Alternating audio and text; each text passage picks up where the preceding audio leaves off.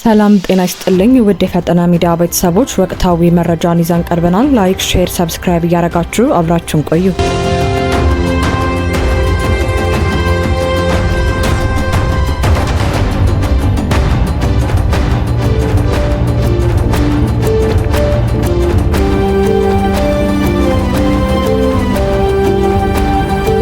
በሀገሪቱ የፖለቲካና የጸጥታ ምህዳር ውስጥ የሚደመጡት መግለጫዎች፣ የቀረቡ ክሶችና የተደረጉ የቃላት ምልልሶች በህዝቡ ዘንድ አሁንም አቅጣጫቸው ያልተጣራ በርካታ ጥያቄዎችን እያስነሱ ይገኛሉ። በዲፕሎማሲያዊና ወታደራዊ አመራሮች ደረጃ የሚሰነዘሩ አስተያየቶች፣ ከህወሓት በኩል የተሰጡ ምላሾች እንዲሁም በአማራ ክልል እየተከናወኑ ያሉ የፖለቲካና የጸጥታ ውሎች የብዙዎችን ትኩረት ስበዋል። በኬንያ የኢትዮጵያ አምባሳደርና የጦር ሰራዊት ከፍተኛ አዛዥ ጀኔራል ባጫ ደበሌ ስለ ህወሓት የውጊያ አመራርና የማዘዣ ጣቢያ አስተያየት መስጠታቸውን ተከትሎ በማህበራዊ ሚዲያዎች ላይ ሰፊ መነጋገሪያ የሆነ የቃላት ምልልስ አስተናግደዋል። ጀኔራል ባጫ ደበሌ ይፋ በሆነው ንግግራቸው ህወሓት ውጊያ ከጀመረ ውጊያውን የሚመራው አስመራ ሆኖ እንጂ መቀሌ ሆኖ ውጊያውን መምራት እንደማይችል አረጋግጣለሁ ሲሉ መናገራቸውን ተከትሎ ከህወሓት በኩል ጠንካራ ምላሽ ተሰጥቷል። ለዚህ አስተያየት በፌስቡክ ገጻቸው ምላሽ የሰጡት የህወሓት ቃል አቀባይ አቶ ሚካኤል አስገዶም የአምባሳደሩ ንግግር የብሽሽቅ ፖለቲካ ነው ሲሉ ተችተዋል። አቶ ሚካኤል ባሰፈሩት ጽሁፍ የትግራይ ህዝብ የመጀመሪያ ምርጫው ሰላም ቢሆንም ህልውናውን ለማስከበር የሚደረጉ እንቅስቃሴዎች ግን አስፈላጊ መሆናቸውን ገልጸዋል።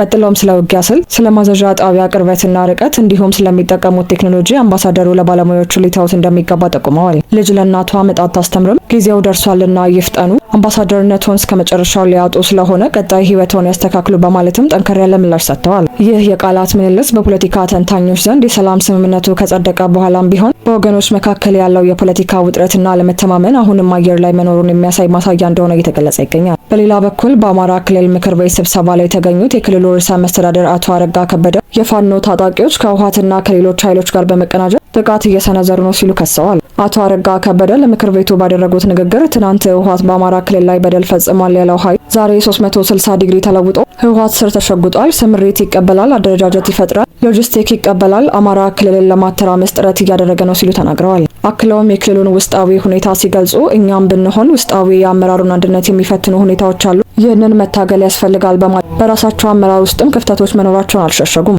በክልሉ በተለያዩ አካባቢዎች መጠነኛ ጥቃቶች በቀጠሉበትና የምክር ቤቱ ስብሰባ እየተካሄደ በዋለበት ዕለት ጀኔራል መሐመድ ተሰማ በጎጃም አራቱም ዞኖች በመገኘት ከአመራሮች ጋር የተደረገውን ውይይት ቀጥለዋል። ጀኔራሉ ከምዕራብ ጎጃም ዞን ከፍተኛ አመራሮች ጋር ባደረጉት ቆይታ በዞኑ ፈርሶ የነበረው መንግስታዊ መዋቅር እንደገና ተደራጅቶ ህዝቡን እያስተዳደረ እንደሚገኝ የገለጹ ሲሆን የዞኑና የወረዳ ፖሊስ እንዲሁም ሰላም አስከባሪ በተጨማሪ ሚሊሻ ተገንብተው ወደ ስራ መግባቱንም ተናግረዋል። ስለ ፋኖ በተሰጠ አስተያየት ላይም ጽንፈኛ ሲሉ የጠሩትን የፋኖ ታጣቂ ቡድን በተመለከተ ጽንፈኛው የፈጸማቸው ግፎች በህዝብ ተተፍቷል የሚል ንግግር አቅርበዋል።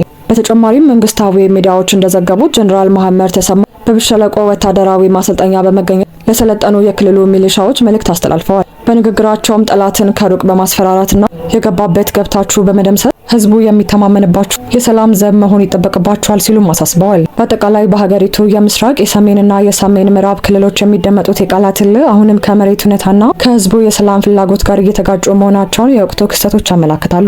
በቀጣይ መረጃ በደቡብ ምስራቅ ትግራይ ዞን በተካሄደ ህዝባዊ ስብሰባ ላይ የህወሓት ጽህፈት ቤት ኃላፊ ወይዘሮ ፈትለ ገብረ እግዚአብሔር ተገኝተው ስለ ፕሪቶሪያዊ ሰላም ስምምነት አፈጻጸምና ስላለው አሁናዊ ፖለቲካ ውጥረት መግለጫ ሰጥተዋል። ዝርዝሩን እንደሚከተለው ወይዘሮ ፈትለ ወርቅ ባደረጉት ንግግር የፕሪቶሪያው ሰላም ስምምነት ፍጹም ሆኖ ሳይሆን የጦርነቱን አጥፊነት በመገንዘብና የሰላምን አስፈላጊነት በመረዳት የተደረገ መሆኑን ገልጸዋል። አክለውም ስምምነቱ የተፈረመበት ዋና ዓላማ የትግራይን መልሶ ማገገም ለማስጀመር፣ ፍትህና ተጠያቂነትን ለማረጋገጥ፣ የተፈናቀሉ ዜጎችን ወደ ቀያቸው ለመመለስና ያልተመለሱ አካባቢዎችን በሰላማዊ መንገድ ለማስመለስ ታስቦ እንደነበር አስታውሰዋል። በሌላ በኩል ኃላፊዋ በፌዴራል መንግስት ላይ ጠንከር ያሉ ክሶችን የሰነዘሩ ሲሆን የፌዴራል መንግስቱ የትግራይን ህዝብ የማጥፋት ዓላማ አለው በሚል ወቀሳ አቅርበዋል። ከዚሁ ጋር ተያይዞም የፌዴራል መንግስት ከ8 በላይ ሰራዊት እዞችን ከ4 በላይ ሜካናይዝድ ክፍለ ሰራዊትንና ተጨማሪ የጦር አቅሞችን ወደ ትግራይ አዋሳኝ ድንበሮች አስጠግቶ ይገኛል ሲሉ ተናግረዋል። ወይዘሮ ፈትለ ወርቅ ህልውናችንን አስጠብቀን እንቀጥላለን እስከምናልቅም አንጠብቅም ሲሉ የሰጡት አስተያየትና ቀደም ሲል በፌዴራል መንግስት በኩል ሲሰጡ በነበሩ መግለጫዎች መካከል ያለው የሀሳብ ልዩነት የፕሪቶሪያው ስምምነት ሙሉ በሙሉ የመተግበር ፈተናዎች እንዳጋጠሙትና